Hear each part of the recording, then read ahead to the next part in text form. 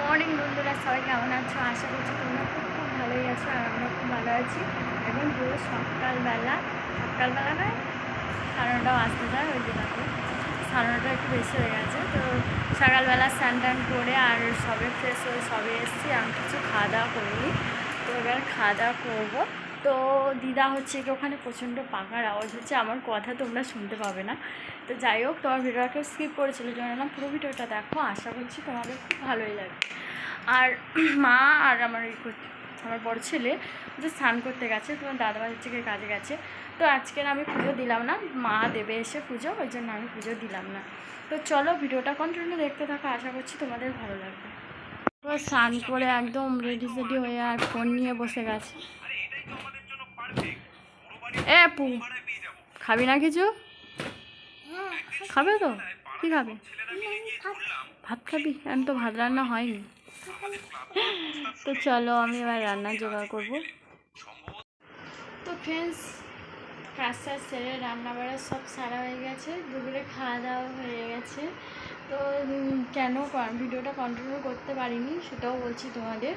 তো এত গরমের চাপ পড়েছে, তো ভিডিও করার মুডটাই ছিল না, এত প্রচণ্ড হারে গরম পড়েছিল। তার রোদ্রে সালে রান্না করতে কীরকমই বিরক্তি লাগে বলো, সেটা তোমরা অবশ্যই জানো, যারা যারা রান্না করো তো অবশ্যই জানো। তো এই জন্য আর ভিডিওটা আমি কন্টিনিউ করতে পারিনি। আর তার মধ্যেও তোমার দাদাভাই চলে এসছে, তো দিয়ে কাজও বেড়ে গেছে। তো সেই জন্য ওই যে হাত খেয়ে একদম, আর বিছনা আমি আজকে কিছুই গুছাইনি, একদমই এত গরমের চাপ, আমি একদম বিছনা কিছুই গুছাইনি। ওর মধ্যেই তোমার দাদাভাই শুয়ে পড়েছে। চলো দাদাভাই দেখো।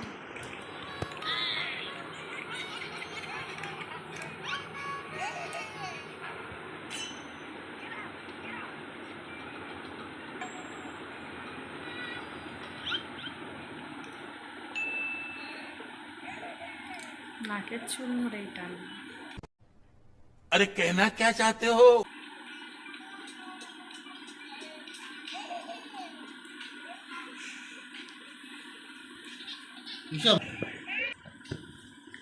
তো রেগে গেছে, বলে তো কাজে ছিল, সারাদিন রোদ্দুরে কাজ করছিল, তার মধ্যেও এসে একটু ভাত টাত খেয়ে শুয়েছি।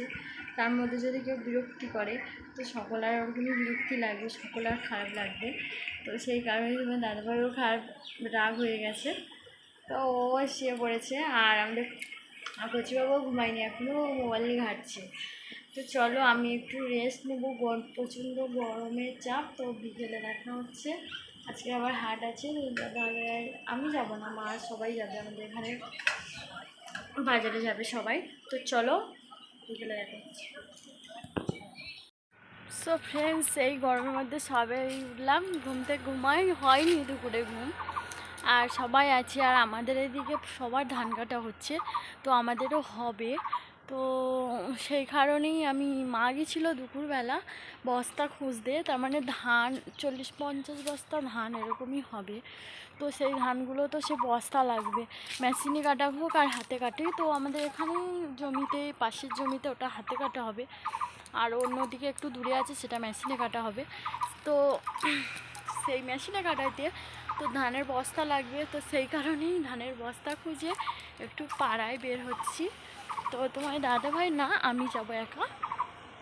তো চলো, এখন পাবো কি না জানি না। তো আমাদের দিকে সকলার ধান কাটা হচ্ছে, তো কি হবে জানি না। চলো আজকে দেখা যাক। তো আমাদের দিকে ধান প্রায় পেকে গেছে, আমাদেরও পেকে গেছে, তো একটু বাকি আছে। তো চলো তোমাদেরকে দেখাচ্ছি আমাদের জমি। এত রোদ্দুরের চাপ গো, কী করে ধান কাটবো, তাই ভাবছি কালকের থেকে ধান কাটা হবে, এরকমই কথা চলছে। তো সে একটা লোক ধরবো বলেছি, তো এখন জানি না। এই যে আমাদের মাঠ ভরা ধান, তো কালকের থেকে কাটা হবে, এখন কি হবে জানি না।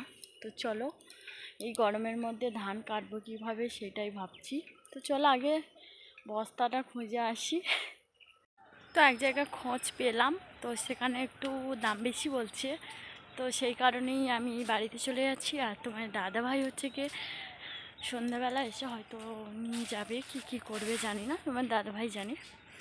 তো গিয়ে বাড়িতে গিয়ে বলবো। তা ভিডিওটা আমি আর কন্টিনিউ করবো না, ভিডিওটা এখানে শেষ করছি। ভিডিওটা ভালো লাগলে অবশ্যই লাইক, শেয়ার, কমেন্ট ও প্লিজ সাবস্ক্রাইব করে দিও। আর নতুন বন্ধু যদি হয়ে থাকো অবশ্যই ফেসবুকে প্লিজ ফলো করে দিও। আর নেক্সট ব্লগে দেখা হচ্ছে। তোমরা সবাই ভালো থেকো। টাটা।